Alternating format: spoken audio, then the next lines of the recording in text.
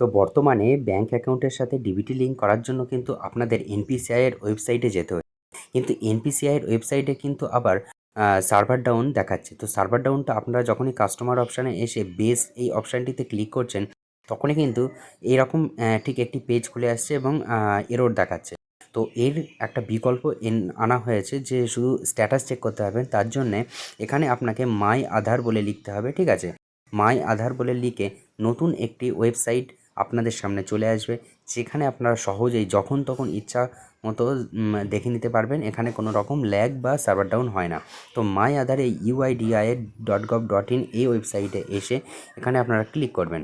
এই মাই আধারের এখানে ক্লিক করলে আপনাদের সামনে একটি নতুন পেজ ওপেন হবে। সেই নতুন পেজে আপনারা কিন্তু ঠিক এমন একটি ইন্টারফেস দেখতে পাবেন।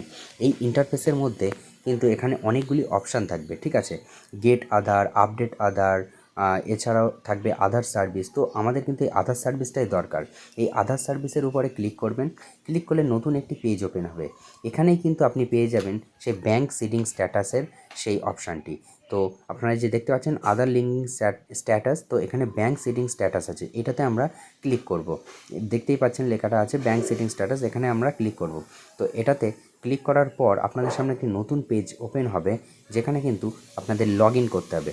অর্থাৎ আধার কার্ডের নাম্বার দিয়ে আপনাদের লগ ইন করতে হবে। যে লগ ইন অপশানটি আছে এখানে লগ ইন করতে হবে। আপনার নিজের ফোন নাম্বার লিঙ্ক আছে এমন আধার কার্ডটাই দেবেন আপনার।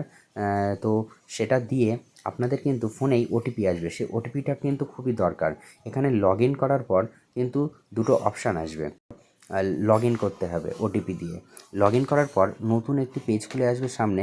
এখানে কিন্তু লেখা থাকবে ব্যাঙ্ক সিডিং স্ট্যাটাস। দেখতেই পাচ্ছেন এখানে লেখা আছে ব্যাঙ্ক সিডিং স্ট্যাটাস। এছাড়াও আরও অনেক অপশান আছে, এখানে কিন্তু আপনারা অন্যান্য কাজও করে নিতে পারবেন। কিন্তু এখন যেটা বর্তমানে করণীয় ব্যাঙ্ক সিডিং স্ট্যাটাস, এই কাজটাই কিন্তু বর্তমানে আপনাদের করে দেখে নিতে হবে এখানে। তো এখানে আপনারা ক্লিক করলে ব্যাঙ্ক সিডিং কিসের সাথে হয়ে আছে, কোন অ্যাকাউন্টে হয়ে আছে, সেটা কিন্তু আপনারা এক্ষুনিই দেখতে পারবেন। তো তার জন্যে ব্যাঙ্ক সিডিং স্ট্যাটাসে ক্লিক করুন।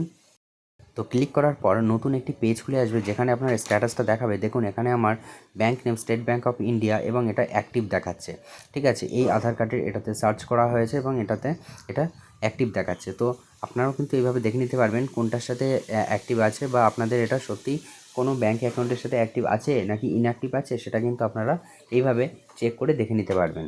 তো ভিডিওটা ছিল এ পর্যন্তই।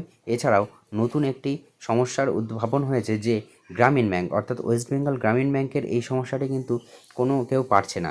তো আজ আমি পুরো ব্রাঞ্চ থেকেই জেনে এসেছি, ওয়েস্ট বেঙ্গল গ্রামীণ ব্যাঙ্কের ব্রাঞ্চ থেকেই সেই তথ্যটা জেনে এসেছি। তার জন্য আপনারা পরবর্তী ভিডিওটি দেখবেন। পরবর্তী ভিডিওতে আমি অবশ্যই জানিয়ে দেবো যে সেখান থেকে আমি কী জেনে এসেছি, এবং তারা কিন্তু একটা ফর্ম ফিল আপ করছে, করে জমা নিচ্ছে। এছাড়াও তারা কিন্তু একটা অপশান দিয়েছে, আপনারা কিন্তু এনপিসিআইয়ের মাধ্যমেও সেটা করে নিতে পারবেন। তো সেটা নিয়ে আমি একটা অবশ্যই এরপরে ভিডিও বানাবো। তো আপনারা চ্যানেলটি সাবস্ক্রাইব করে রাখবেন, যাতে আপনারা এর পরবর্তী ভিডিও বা ভবিষ্যতে এরপরে গুরুত্বপূর্ণ ভিডিওগুলি আপনারা যাতে সহজে পেতে পারেন। তো দেখা হচ্ছে পরের ভিডিওতে। জয় হিন্দ, জয় ভারত।